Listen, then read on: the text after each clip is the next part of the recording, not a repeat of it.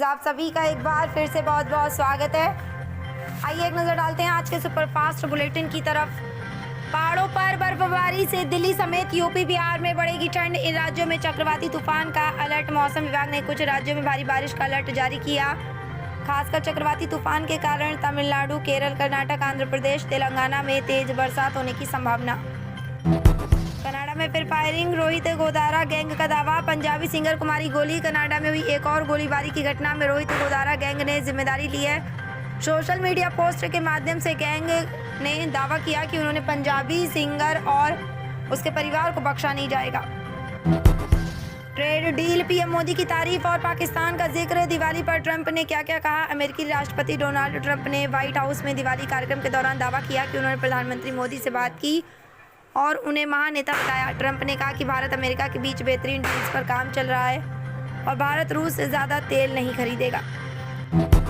हिमाचल, लद्दाख से लेकर पाकिस्तान और अफगानिस्तान में भूकंप के झटके। आधी रात में घरों से बाहर निकले लोग।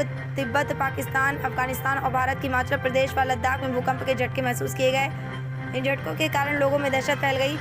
हालांकि अभी तक किसी बड़े नुकसान की खबर नहीं है। लोकपाल के साथ BMW कार के टेंडर पर सियासी पाराहाई। कांग्रेस बोली SC के जजों को दी जाती है सेडान तो भ्रष्टाचार विरोधी संस्था। लोकपाल द्वारा सदस्यों के लिए 7 BMW लग्जरी कारें खरीदने हेतु निविदा जारी करने पर विवाद छिड़ गया है। कांग्रेस नेता P चिदम्बरम ने इस कदम की आलोचना करते पूछा कि जब सुप्रीम कोर्ट के जजों को साधारण कारें मिलती हैं तो लोकपाल सदस्यों को BMW की क्या जरूरत है। राष्ट्रपति द्रौपदी मुर्मू बाल बाल बची। हेलीकॉप्टर की लैंडिंग के दौरान हेलीपैड का हिस्सा धंसा। राष्ट्रपति द्रौपदी मुर्मू का हेलीकॉप्टर सबरीमाला दौरे के दौरान केरल के प्रमादम में एक कंक्रीट के गड्ढे में फंस गया। पुलिस और अग्निशमन कर्मियों ने हेलीकॉप्टर को धक्का देकर बाहर निकाला। जीविका दीदियों को मिलेगा सरकारी कर्मचारी का दर्जा। राजद ने किया ऐलान। बिहार चुनाव के बीच राजद नेता तेजस्वी यादव ने वादा किया कि महागठबंधन सरकार बनने पर जीविका दोषियों को सरकारी कर्मचारी का दर्जा मिलेगा और उनका वेतन 30,000 रुपये प्रति माह होगा। साथ ही उनके लोन का ब्याज माफ होगा और ब्याज मुक्त लोन दिया जाएगा। उन्हें सरकारी कार्यों के लिए 2,000 रुपये का भत्ता भी मिलेगा। 30 अक्टूबर को नहीं होगा नोएडा एयरपोर्ट का उद्घाटन। नई डेट का सबको इंतजार। नोएडा इंटरनेशनल एयरपोर्ट के उद्घाटन की तारीख में बदलाव हुआ। पहले ये 2024 के अंत तक खुलने वाला था, लेकिन अब इसमें देरी होगी। नई तारीख का ऐलान जल्द होने की उम्मीद। एयरपोर्ट का विकास कार्य तेजी से चल रहा और आधुनिक तकनीक का इस्तेमाल किया जा रहा। सभी को नई तारीख का बेसब्री से इंतजार। टैरिफ पर तोहफा देंगे ट्रंप। भारत अमेरिका में ट्रेड डील लगभग तय। कितना देना होगा टैक्स। भारत और अमेरिका के बीच जल्दी एक व्यापार समझौता होने की संभावना, जिससे भारतीय आयात पर अमेरिकी टैरिफ कम हो सकता है। यह समझौता ऊर्जा और कृषि क्षेत्रों पर केंद्रित। आसियान शिखर सम्मेलन में इस समझौते की घोषणा हो सकती है। सालों बाद पटाखों से जहरीली हुई दिल्ली की हवा। AQI 400 के पार। दिवाली की रात दिल्ली में हरित पटाखों की अनुमति के बावजूद प्रदूषण का स्तर बढ़ गया। नियमों का उल्लंघन हुआ। पारंपरिक पटाखे जलाए गए। NCR में प्रदूषण बढ़ा। AQI पिछले सालों से अधिक रहा, लेकिन हवा चलने से स्थिति कुछ नियंत्रण में आई। सरकार की लापरवाही भी सामने आई। 1000 से अधिक घाट सांस्कृतिक कार्यक्रमों से सजेगा छठ पर्व। दिल्ली में छठ पर्व की तैयारियां धूमधाम से चल रही। इस साल 1000 से अधिक घाटों को सजाया जाएगा। सांस्कृतिक कार्यक्रम आयोजित होंगे। CM रेखा गुप्ता ने तैयारियों का विवरण दिया, जिसमें सुरक्षा और स्वच्छता पर विशेष ध्यान दिया जाएगा ताकि श्रद्धालुओं को कोई दिक्कत ना हो। मुंबई से अमेरिका जा रहे एयर इंडिया के विमान को लौटना पड़ा वापस। सामने आई वजह तकनीकी खराबी के कारण। मुंबई से न्यूयॉर्क जा रही एयर इंडिया की फ्लाइट AI 119 को वापस मुंबई लौटना पड़ा। विमान में 300 से अधिक यात्री थे।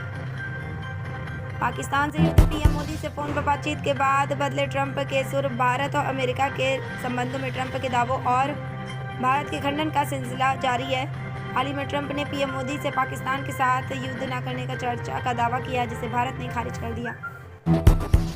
सीमांचल में ओवैसी की AIMIM झोंक रही ताकत। महागठबंधन की बढ़ेगी परेशानी। असदुद्दीन ओवैसी की पार्टी AIMIM सीमांचल में अपनी ताकत बढ़ाने के लिए तैयार है। 2025 बिहार चुनाव में बेहतर प्रदर्शन के लिए पार्टी में पूर्णिया, कटिहार, अररिया और किशनगंज में उम्मीदवार उतारे हैं। ओवैसी ने राजद को गठबंधन का प्रस्ताव भी दिया ताकि मुसलमानों का समर्थन मिल सके।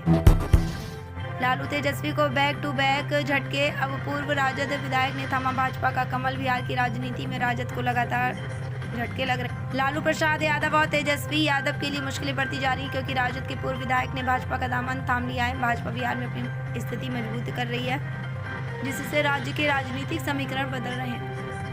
शशि से शिवानी शुक्ला तक फैमिली पॉलिटिक्स को आगे बढ़ाने में आधी आबादी भी पीछे नहीं। बिहार में महिलाएं राजनीति में सक्रिय भूमिका निभा रही हैं।